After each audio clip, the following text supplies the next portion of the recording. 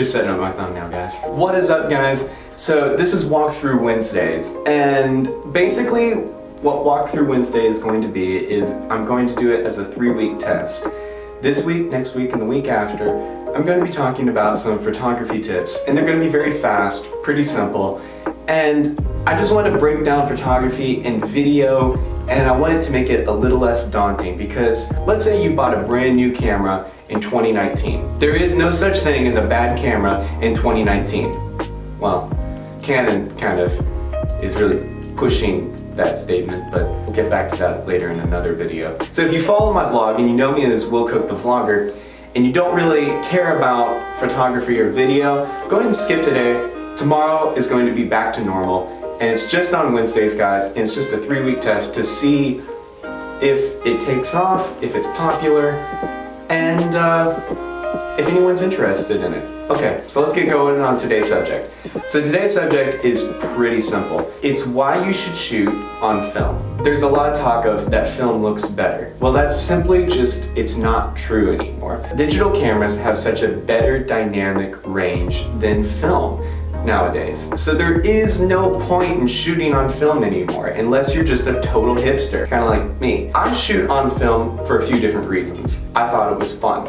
I never grew up with film. I was born in 1995, and that was kind of the phase out of film. I shot on a few Kodak disposable cameras, but by that point, by the time I was able to really get into cameras and photography, even at a young age when I really wasn't into it, I got into the business later in life. But even at a young age, when you're holding the family camera, it was a digital camera with like 6 megapixels. I believe one of the first cameras I really started to experiment with a lot was a Minolta digital zoom point and shoot thing. It was a piece of crap, but it was digital nonetheless. So I was used to SD cards, working on computers and things like that. That whole analog flow of working on film was very alien to me, and it was something that I wanted to learn. Now, there's a main reason why I got into film, and here's why I suggest if you're a videographer and you're struggling, you should get into film.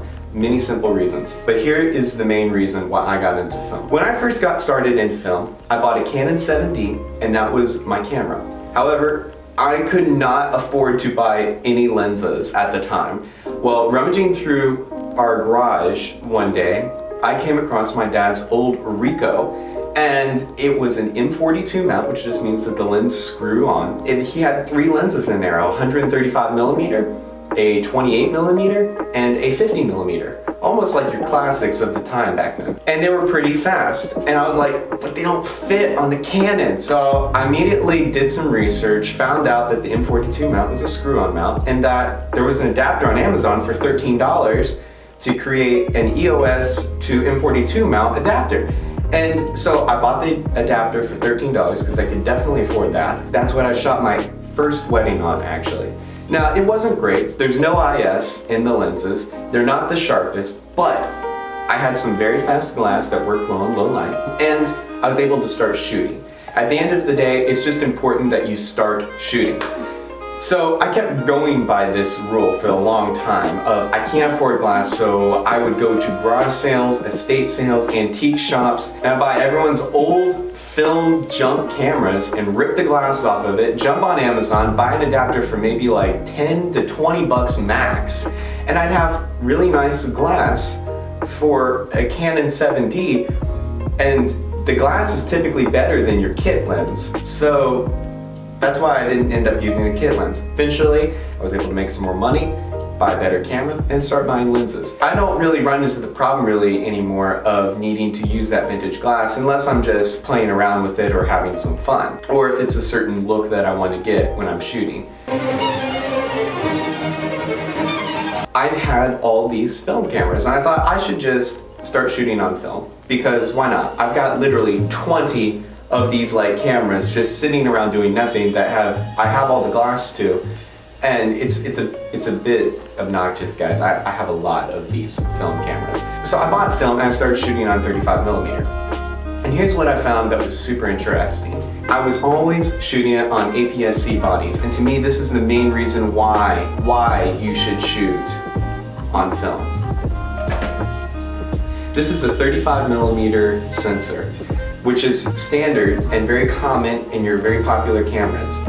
Your Nikon, Canon, and Sony all have full frame. Full frame now is about the standard, but full frame cameras can be fairly expensive. I, as of right now, didn't really want to drop the money on a full frame camera, and even though I'm about to, I now have experience shooting on full frame, and it's a bit different than shooting on APS-C, which is a crop sensor. You'll notice it's just a different feel, it's a different vibe. You get different type of bokeh in certain situations.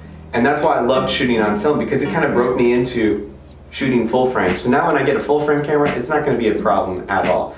On top of that, also, I noticed for me personally, okay, and I know a lot of people argue this, I just paid a lot more attention to composition when I shot on film. I feel like my photography skills got so much better digitally than when I shot on film. A lot of the images I have off film, I love, because I take time to set up the composition, because it's expensive to shoot on film, and I didn't really want to waste any money. If I can load up my 128 gig SD card, shoot all day, and still have room left over, and scroll through 1,000 images with what I want. So here's why you should shoot on 35mm. Let's recap real quick. 1, you can adapt old glass to new cameras very affordably. 2, it gets you prepped for shooting on full frame 35mm sensors. So if you're someone that's struggling and you don't have the money to drop on a full frame camera right now, go out, buy a film camera, get some faster glass, jump on Amazon, buy an adapter, and get used to shooting with faster glass, and you'll be surprised with some of the fun looks that you'll be able to get. And guys, those lenses are cheap nowadays. You can find them anywhere. Flea markets, garage sales, and they need a little TLC most of the time, but after that, you're all good. Alright guys, that's where I'm going to end today's walkthrough Wednesday. I hope you guys enjoyed it. Be back next week for another photography or video clip. I will see you guys then.